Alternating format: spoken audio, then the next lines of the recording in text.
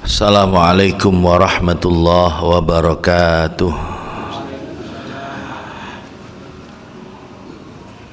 Bismillahirrahmanirrahim. Alhamdulillah rabbil alamin. Salatu wassalamu ala asyrafil anbiya wal mursalin Sayyidina wa maulana Muhammadin wa ala alihi wa sahbihi wa ajma'in. Subhanaka la ilma lana illa ma'allamtana innaka antal alimul hakim. Rabbi syrah li sadri wa yassir li amri wahlul 'uqdatam min lisani yafqahu qawli.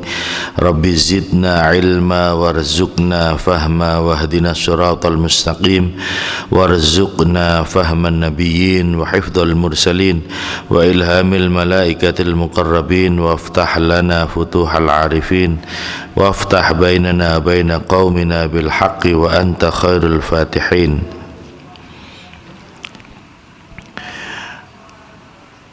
Amma ba'd, hadratal muhtaramin, para jamaah Masjid Jami' Al-Baitul Amin rahimani wa rahimakumullah.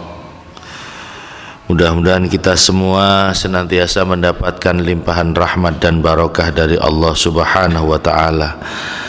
Para pemirsa channel YouTube Al-Baitul Amin dimanapun saja berada, mudah-mudahan kita semua diberikan kesehatan lahir dan batin, kebahagiaan dunia dan akhirat. Mudah-mudahan dimanapun saja kita berada, kita diberikan kekuatan iman dan taqwa, istiqamah fil ibadah. Amin ya rabbal alamin.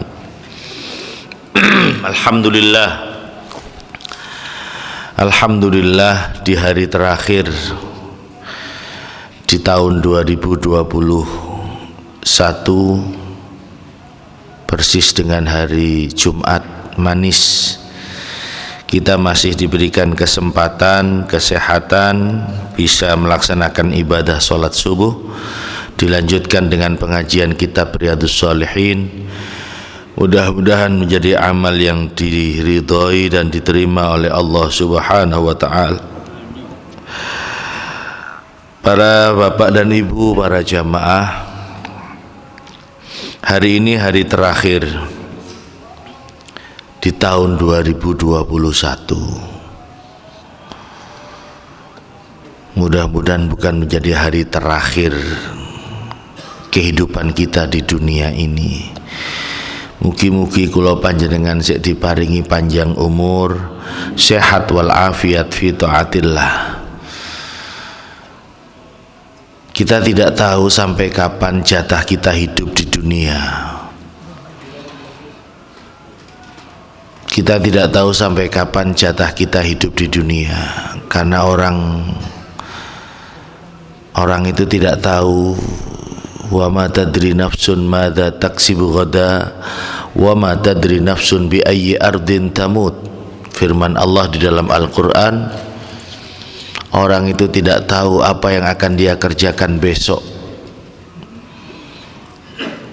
dan dia tidak tahu, kita tidak tahu bi ayyi ardin tamut, di bumi mana kita ini akan mengalami kematian, di bumi mana kita akan dijemput ajal kita oleh malaikat Israel. Kapan dan di mana kita tidak tahu. Karena itu kita hanya bisa selalu berusaha dimanapun saja kita berada. Pesan baginda Nabi Muhammad sallallahu alaihi wasallam, ittaqillaha haitsuma kunta, bertakwalah kepada Allah dimanapun saja kamu berada.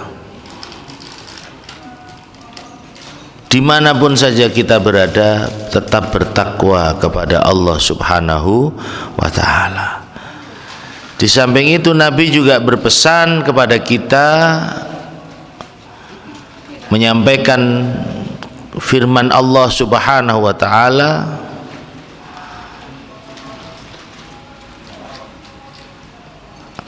udkhulu fis silmi kafah, masuklah kalian semua ke dalam agama Islam ini kafah, secara totalitas, secara maksimal, totalitas. Dadi wong Islam ojo setengah-setengah. Dadi wong Islam ojo cuma nang jero masjid tok. Ketika di luar masjid tidak kelihatan keislaman kita. Begitupun juga ketika kita melewati pergantian tahun seperti nanti malam. Pergantian tahun Masehi itu bukan tahun baru Islam. Karena itu jangan sampai kita dan anak-anak kita melewati pergantian tahun justru dengan melakukan perbuatan maksiat. Kadang-kadang masih ada orang yang melewati pergantian tahun dengan minum-minuman keras, mabuk-mabukan, melakukan perbuatan dosa dan maksiat. Na'udzubillah min dzalik. Kita melewati pergantian tahun ini, ya kita lewati dengan memperbanyak berzikir, mendekatkan diri kita kepada Allah Subhanahu wa ta'ala. Ada banyak kegiatan muhasabah, ya, muhasabah akhir tahun. Kita pikir-pikir 2021 ini kita lebih banyak melakukan perbuatan dosa atau kita ini sudah lebih banyak melakukan amal ibadah kepada Allah Subhanahu wa ta'ala. Wa umri naqisun fi kulli yaumin wa dhanbi zaidun kaifah timadi. Wa umri naqisun, umur kula suda nanging nambahi dosa, tos pun dikawula anggenipun nyonggo. Wa umrina kesun, umur kami tiap hari berkurang. Umur kita ini memang kelihatannya bertambah. Biyen umure selawe saiki 26, biyen umure 50 saiki 51, 52, umure tambah, tapi sebenarnya jatah hidup kita di dunia ini berkurang. Di antara jamaah ono sing tahun wingi si ono, tahun iki wis gak ono. Wa umrina qisun fi kulli yaumin wa dhanbi zaidun kaifah timali. Umur kita ini berkurang, jatah hidup kita ini.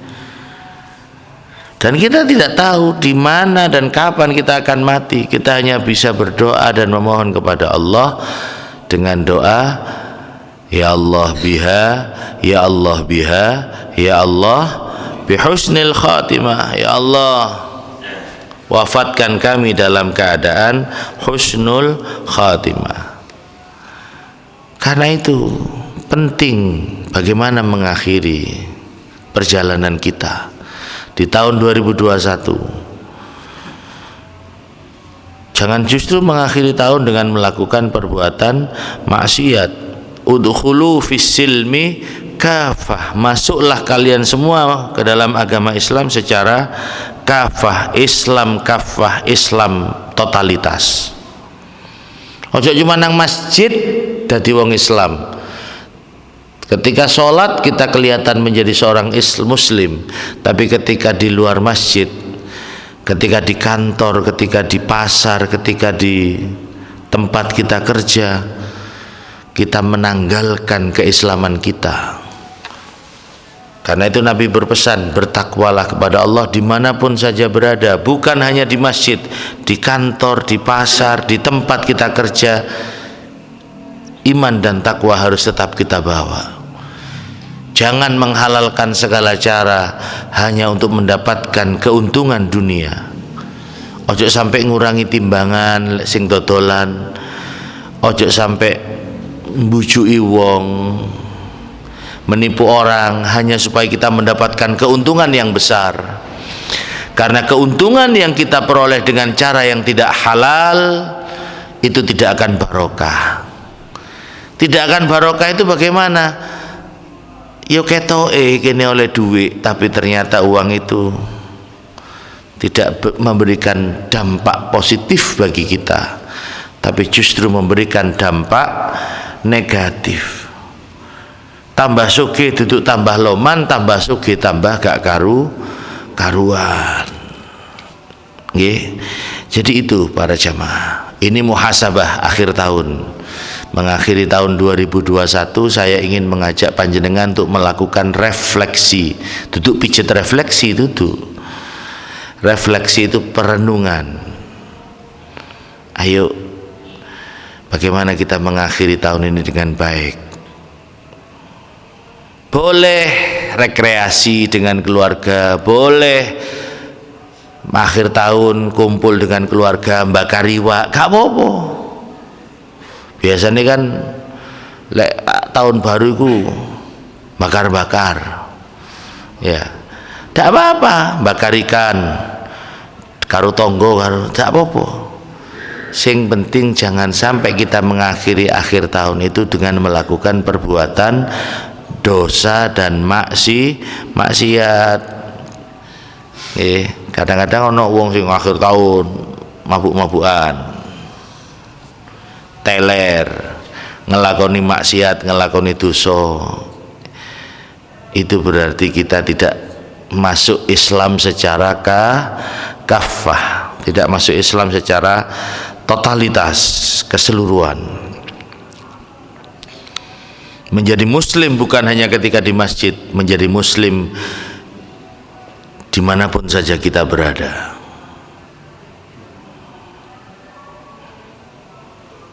Ojo cuman wayahe posoan tok sing ngelakoni salat berjamaah, ngaji Quran lan sak piturute, tapi dimanapun dan kapanpun kita berusaha untuk tetap menjadi orang Islam yang baik. Mudah-mudahan diridhoi oleh Allah Subhanahu wa taala. Amin Allahumma amin. Para jamaah, melanjutkan pengajian kitab Riyadhus Shalihin yang menerangkan tentang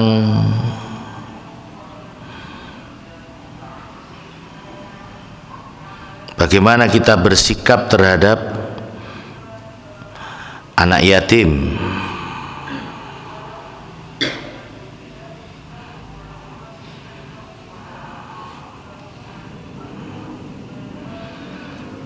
Dan juga keistimewaan memperlakukan anak yatim, perempuan, anak perempuan, orang yang lemah, orang yang miskin, dan orang yang mungkasirin, yang tidak populer.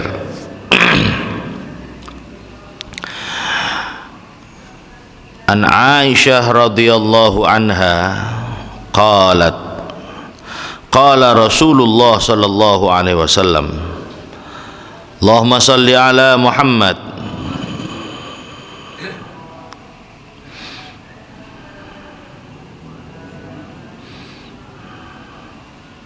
Hadis ini diceritakan dari Sayyidah Aisyah, istri baginda Nabi Muhammad sallallahu alaihi wasallam, radhiyallahu anha, mudah-mudahan Allah memberikan ridho kepada Aisyah.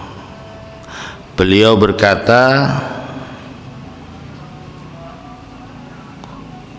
oh ini cerita ya, cerita dari Aisyah. Aisyah berkata atau bercerita,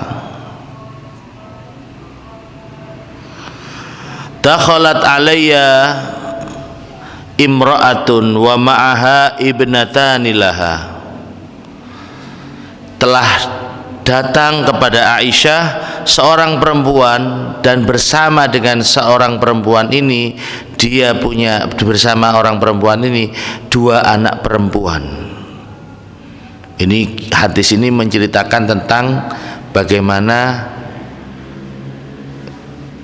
keistimewaan punya anak perempuan. Panjenengan sing duwe anak wedok, kan hadis minggu yang lalu saya menyampaikan bahwa Nabi bersabda, man ala jariyataini hatta tablugha jaa yaumal qiyamah ana wa huwa kahataini. Nabi menerangkan, orang yang menanggung kebutuhan hidup 2 anak perempuan sampai dia besar, maka orang itu akan bersamaku kelak pada hari kiamat seperti 2 jari ini, berkumpul dengan baginda Nabi Muhammad sallallahu alaihi wasallam. Nah, ini hadis berikutnya, Aisyah bercerita bahwa telah datang kepadaku seorang perempuan bersama orang ini 2 anak perempuan. Tas'alu, perempuan ini meminta, ngiwong mis lah. Tas'alu, meminta. Falam tajid indi syai'an, tapi perempuan ini tidak menemukan, di aku ini tidak punya sesuatu, aku gak duwe apa-apa, ghairu tamratin wahidah, kecuali hanya punya 1 butir kurma. Coba panjenengan bayangkan, istri Rasul Muhammad sallallahu alaihi wasallam, ana wong mis njaluk gak duwe apa-apa kecuali hanya sebutir kurma. Jenengan kurang syukur ya apa, isu-isu wis oleh sego nasi bakar koyo ngene iki. Oleh loro nggih. Sampeyan isu-isu wis oleh nasi bakar, wis oleh ilmu, ngaji, oleh ganjaran, si oleh nasi bakar. Muga-muga kula sik kebagian. Sampeyan wis oleh bagian, kula durung niki. Muga-muga dobel nih. Sayyidah Aisyah didatangi seorang pengemis, dia tidak punya apa-apa kecuali hanya sebutir kurma, 1 butir kurma. Walaupun Aisyah hanya punya sebutir kurma, fa'ataituha, maka sebutir kurma ini aku berikan kepada perempuan yang meminta-minta ini. Fa'ataituha iyaha, aku gak duwe apa-apa, cuma duwe kurma siji, salah siji ndil. Nah, bahasa napa niki? Siji ndil kun setong, duduk sak kerdus itu siji. Nah, kurma yang 1 ini oleh perempuan ini faqasamatha, kurma siji iki dibagi baina ibnataiha, diwehno nang anake wedok loro iki. Kurma siji niki. Walam takul minha, dan perempuan yang minta-minta ini dia tidak makan kurma itu, karena kurma cuma siji diparuh diweno nang anake loro. Wong wedok ibunya tidak makan. Memang kadang-kadang ibu kita itu adalah, ada ungkapan yang mengatakan ibu kita itu adalah pembohong yang terbaik. Walaupun ibu kita ini lapar, tapi kalau anaknya belum makan, makanan itu akan diberikan kepada anaknya. Ibu ndak mboten luwe, ibu ndak lapar. Ndak nak, ibu sik warak nyok panganan niki. Padahal ibu ini ku sakjane luwe, tapi krana welase nang anak, kurma 1 itu dibagi 2 dan diberikan kepada 2 anak ini. Walam ta'kul minha thumma qamat fa kharajat. Setelah itu perempuan ini berdiri dan pergi. Fadakhalan Nabi sallallahu alaihi wasallam alaina. Ini masih cerita Aisyah. Setelah perempuan ini pergi, datanglah baginda Nabi kepadaku. fa akhbartuhu, dan aku ceritakan cerita kisah perempuan yang datang dengan 2 anak perempuan. Aku ceritakan, tak kula mboten gak ada napa-napa Kanjeng Nabi, cuman punya kurma 1 dan aku berikan, lalu kurma itu dibagi 2 diberikan kepada 2 anaknya. Faqala, maka dawuh, sapa sing dawuh, sinten sing dawuh? Faqala Nabi sallallahu alaihi wasallam, Allahumma sholli ala Muhammad. Maka Kanjeng Nabi dawuh, napa dawuh Kanjeng Nabi? Man ibtuliya min hadhil banat bi syai'in fa ahsana ilaihinna kunna lahu sitran minan nar. Barang siapa orang yang diuji, barang siapa orang yang diuji bisyai'in dengan sesuatu,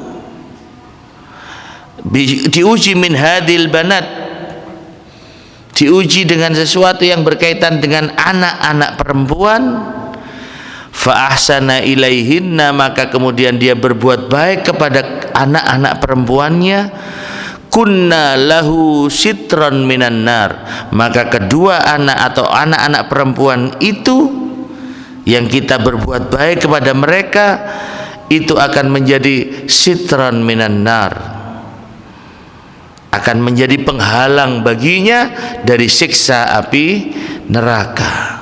Muttafaqun alaih. Hadis ini disepakati kesohihannya oleh para imamul hadis.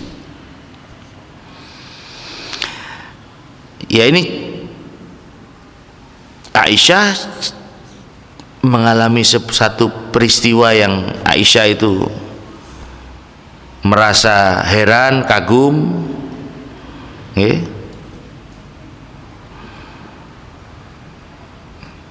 diceritakan pada Kanjeng Nabi, dan Kanjeng Nabi responnya seperti itu, jawabannya seperti itu. Sapa wong barang siapa yang diuji dengan anak perempuannya. Nah, ini mungkin bisa kita tarik dalam persoalan-persoalan yang lain. Panjenengan sing duwe anak wedok, lalu kemudian anak perempuannya menguji kedua orang tuanya dengan satu ujian. Nggih, naudzubillah min dzalik, naudzubillah. Muga-muga sing duwe anak wedok lan nggih sing duwe anak lanang muga-muga dijaga kalian Allah Subhanahu wa taala.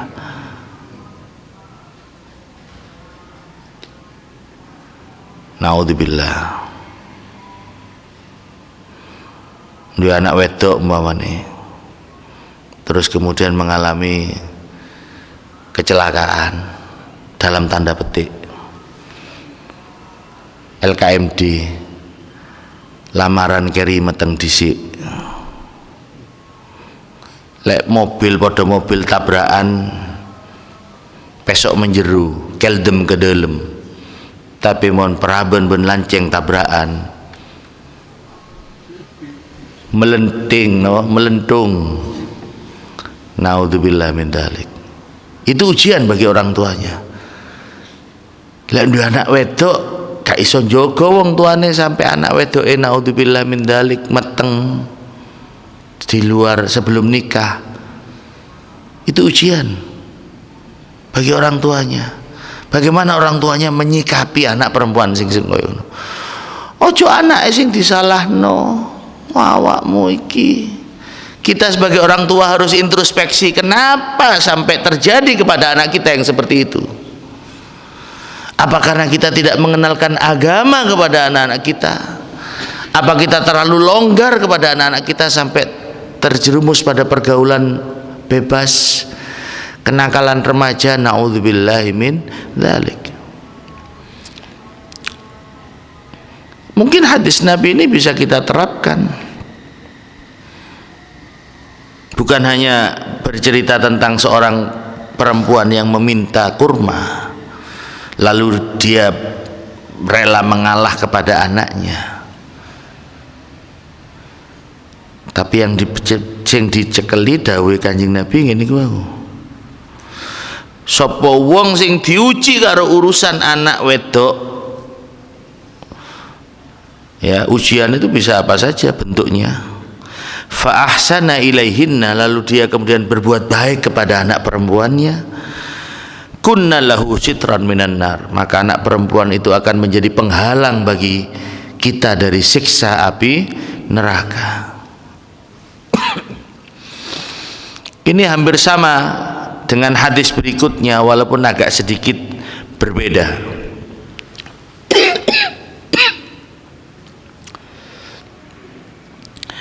Sama hadisnya,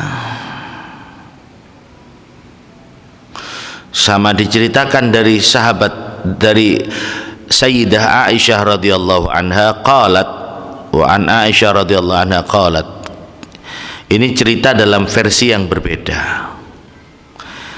Ja'atni miskinah, ja'at teko ni ing ingsun sapa miskinah, orang miskin perempuan. Tahmilu ibnataini laha, dia membawa 2 anak perempuan. Lalu fa'at amtuha, aku memberikan makanan kepada orang miskin yang meminta-minta ini dengan memberikan makanan berapa? Salasata maratin, 3 biji kurma. Fa'atat kulla wahidah minhuma tamratan, lalu 3 biji ini dibagi, anak perempuannya 2 dikasih 1 sama ibunya. Lalu ada 1 yang rencananya 1 ini mau dimakan oleh ibunya. Wa rafa'at ila fiha, 1 kurma ini sudah diangkat mau dimasukkan ke mulutnya, tamrotan litakulaha, untuk dimakan oleh ibunya. Tapi oleh anaknya sing karo anake loro wedok niki, fastat amatha ibnataha, 1 biji pak anak wis diwehi siji kari siji jatah ibuke, arepe dimplok dijaluk karo anake,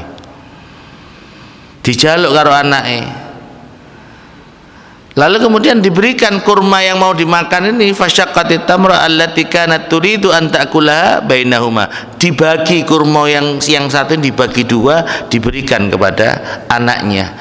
Ibuke ngalah, kurma sing arepe di napa istilahé ompak moncan meduren, lek jare wong Jawa sing arepe di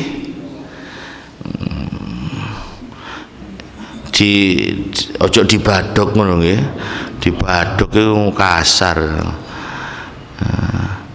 Yang mau dimakan sing arepe didahar, sing arepe dipangan karo ibu ini dibagi loro, diwehno nang anake loro. Fa'ajabani, kejadian itu membuat Sayyidah Aisyah itu kagum melihat bagaimana pengorbanan seorang ibu. Lalu fadzakartu alladzi sana'at li Rasulillah sallallahu alaihi wasallam, aku ceritakan apa yang aku alami ini kepada baginda Rasul Muhammad sallallahu alaihi wasallam. Faqala, mongko dawuh sapa Kanjeng Nabi, Allahumma sholli ala Muhammad, monggo dina Jumat sing akeh maca sholawat. Mongko dawuh sapa Kanjeng Nabi, napa dawuh Kanjeng Nabi? Innallaha sak temene Gusti Allah, sesungguhnya Allah qad aujabalaha, telah mewajibkan Allah kepada perempuan ini, biha, dengan sebab peristiwa itu, al jannah, Gusti Allah wis mewajibkan pada perempuan itu surga. Nggih, ibu-ibu muslimat, bapak-bapak muslimin niki, gara-gara memberikan makanan kepada 2 anak perempuannya dan ibunya rela mengalah, maka Allah telah mewajibkan surga baginya. Au a'taqaha, atau Allah telah membebaskan perempuan itu dengan sebab peristiwa tadi, minan nar, telah dibebaskan dari siksa api neraka. Rawahu Muslim. Hadis ini riwayat Imam Muslim. Coba, hanya karena mengalah kepada anak perempuan dengan memberikan makanan 1 butir kurma sing mestine jatahe ibuke dibagi loro krana anake sik kurang, ya bagaimana bisa kenyang hanya dengan makan 1 biji kurma.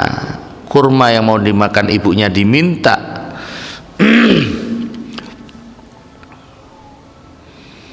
Akhirnya diberikan kepada 2 anaknya. Karena peristiwa itu, karena kejadian itu, Allah telah mewajibkan surga baginya dan telah membebaskan dia dari siksa api neraka. Seolah-olah remeh urusan 1 butir kurma.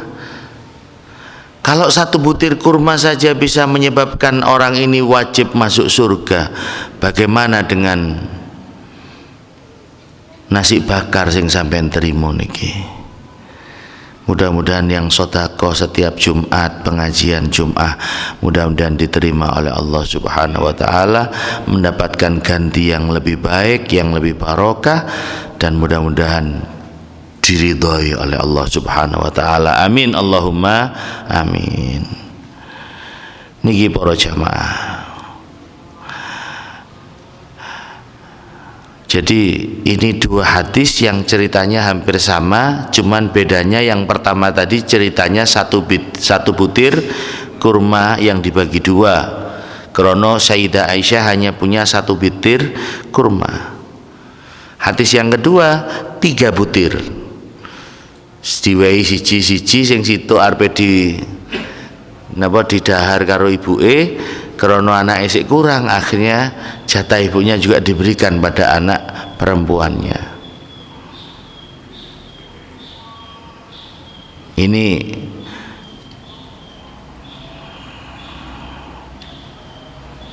napa ya, untuk menunjukkan bahwa punya anak perempuan itu bukanlah musibah, tapi punya anak perempuan itu adalah anugerah Allah Subhanahu wa ta'ala. Karena orang kafir Quraisy dulu menganggap kalau punya anak laki-laki itu adalah anugerah, tapi kalau punya anak perempuan itu adalah musibah.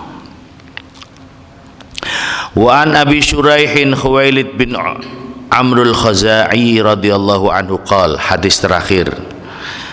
Qala Nabi sallallahu alaihi wasallam, Kanjeng Nabi dawuh, Allahumma inni uharriju haqqad dha'ifaini.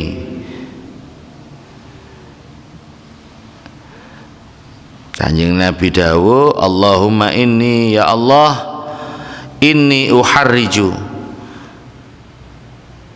aku menetapkan kesempitan dosa, haqqad dha'ifaini, pada hak 2 orang yang lemah. Siapa 2 orang yang lemah yang dimaksud oleh baginda Nabi? Yang pertama al-yatim, anak ya yatim. Yang kedua wal mar'ati, lan anak perempuan. Ya napa maksudnya niki? Makna dari uharrij itu apa?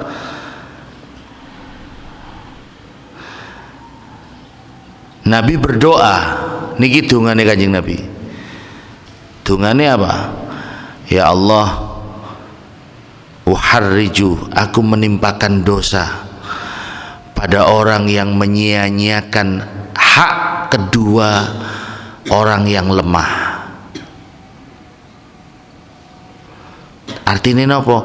Kita harus berhati-hati, jangan sampai kita ini memperlakukan 2 orang yang lemah ini dengan perlakuan yang tidak sewajarnya, tidak sepantasnya.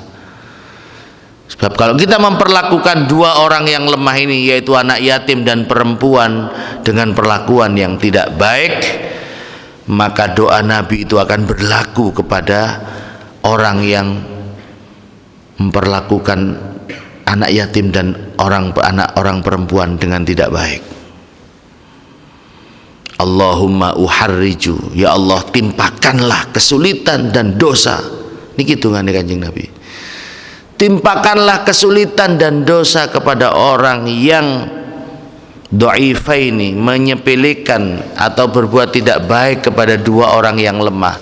Dua orang yang lemah itu siapa? Anak yatim dan perempuan. Bahkan Kanjeng Nabi nalikane badhe sedo ketika mau wafat, apa pesan Nabi? An-nisa,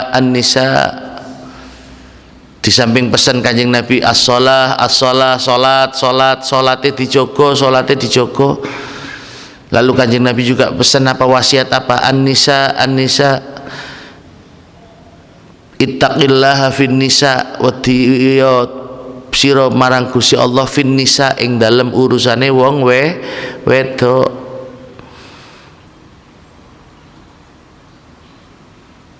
Bahkan ada yang menyatakan ini hadis Nabi, ada yang menyatakan ini atharus sahabah.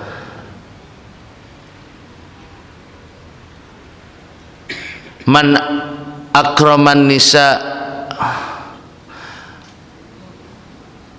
illa karim wa ma ahanahunna illa laim. Laki-laki yang terhormat itu adalah laki-laki yang bisa memperlakukan perempuan dengan baik. Wa ma ahanahunna illa laim, dan kalau ada laki-laki yang memperlakukan wanita dengan tidak baik, maka dia adalah orang yang laim, orang yang hina, orang yang laim, lalu kemudian menjadi bahasa Indonesia lalim, penguasa yang lalim, penguasa yang zalim. Jadi Kanjeng Nabi betul-betul wanti-wanti berpesan kepada kita tentang hak anak yatim dan hak perempuan. Jangan sampai kita berbuat zalim dan aniaya kepada anak yatim dan anak perempuan. Ini 3 hadis yang bisa kami sampaikan pada pengajian Jum'ah Manis di penghujung atau di akhir tahun 2021. Insyaallah mudah-mudahan Allah memberikan kita panjang umur, sehat walafiat fi taatillah, bisa ketemu pada Jumat di tahun depan. Nggih, Jumat tahun ngarep. Soalnya niki wis tahun 2021. Sama halnya dengan kemarin ketika sepak bola final Piala AFF leg pertama, Indonesia bukan kalah, Indonesia itu ngalah sama Thailand. Indonesia itu ngalah karena itu sabar kan. Masih dileboni 4 gol enggak bales niku sabar niku jenenge nggih. Sing keliru niku lagune. Nggih, sing keliru lagune. Ya napa lagune? Indonesia sejak dulu kalah, ya ada kalahan melolo. Nggih. Walaupun Indonesia kalah 4-0 kemarin di leg pertama, tapi saya yakin Thailand tidak akan menjadi juara AFF di tahun ini. Karena apa? Karena leg keduanya nanti tanggal 1 Januari 2022. Jadi gak kira jadi juara tahun ini, tahun ngarep maksudnya. Nggih, tapi soporo Indonesia nggak leg kedua terus menang 5-0. Amin Allahumma amin. Gak apa-apa didongakno ae muga-muga. Maru ngono terus. Ada lagi yang mengatakan karena Thailand itu kan dikatakan Thailand itu negara gajah. Sing iso mengalahkan pasukan gajah itu bukan pasukan Garuda, tapi sing iso ngalahno niku pasukan Ababil. Sing iso ngalahno pasukan Ababil. Makanya sakjane musuhne musuh karo Satgas Ababil niku.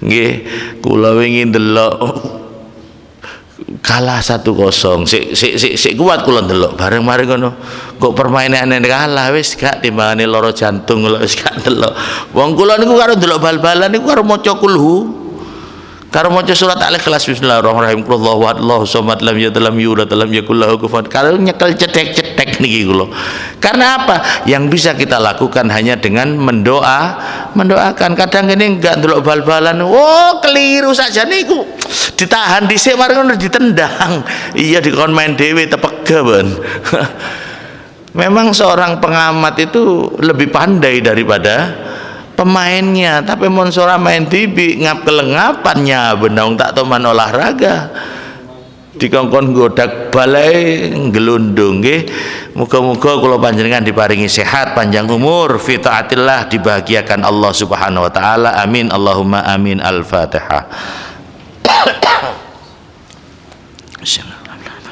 Ar-Rahmanur Rahim maliki yaumiddin iyyaka na'budu اهدنا الصراط المستقيم صراط الذين أنعمت عليهم غير المغضوب عليهم ولا الضالين آمين سبحانك اللهم وبحمدك أشهد أن لا إله إلا أنت أستغفرك وأتوب إليك والحمد لله رب العالمين السلام عليكم ورحمة الله وبركاته اللهم صل وسلم وبارك على سيدنا محمد